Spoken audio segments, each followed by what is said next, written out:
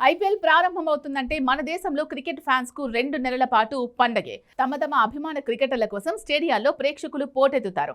ఎక్కువ fan base ఉన్న RCB, Chennai, Mumbai లాంటి జట్లు మ్యాచ్ ఆడుతున్నాయంటే ఆ రోజు టికెట్లు దొరకడం కూడా కష్టమే. అందుకే ప్రతి ఏడాది ప్రేక్షకులకు స్టేడియం థ్రిల్ అందించేందుకే బీసీసీఐ ఫ్యాన్ పార్కులు ఏర్పాటు చేసింది. దేశవ్యాప్తంగా ఏర్పాటు చేసి ఈ ఫ్యాన్ పార్క్స్ ఒక్కో వీకెండ్ ఒక్కో చోట నిర్వహిస్తారు. ఈ ఏడాది దేశవ్యాప్తంగా 15 నగరాల్లో ఫ్యాన్స్ పార్క్స్ ఏర్పాటు చేసేందుకు బీసీసీఐ సిద్ధమైంది. మార్చి 28 నుంచి 3 వీకెండ్లలో ఈ ఫ్యాన్స్ పార్క్స్ నిర్వహిస్తారు.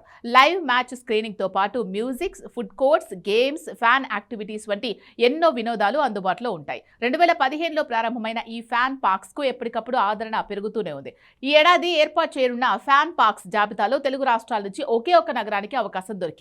తెలంగాణలోని Nizamabad women's education society grounds లో ఫ్యాన్ పార్క్ ఏర్పాటు చేయనున్నారు.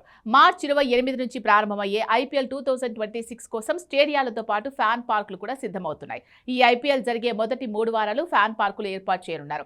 దేశంలోని నలుమూలలు కవర్ అయ్యేలా నగర జాబితాను బీసీసీఐ సిద్ధం చేసింది.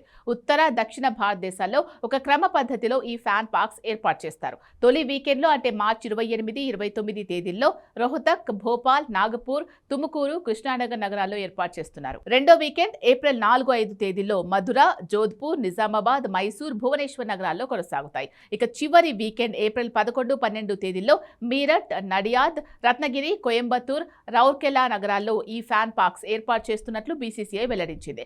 దేశంలో రాష్ట్రాల ఎన్నికల నేపథ్యంలో ఐపీఎల్ తొలి దశ షెడ్యూల్ మాత్రమే విడుదల చేసింది. దాంతో తొలి 3 వారాల్లో జరిగే ఐపీఎల్ మ్యాచ్లకు సంబంధించి ఫ్యాన్ పార్క్స్ ను ఏర్పాటు చేశారు. తుది దశ షెడ్యూల్ విడుదల చేసిన తర్వాత మిగతా ఫ్యాన్ పార్క్స్ వివరాలు బీసీసీఐ వెల్లడించనుంది.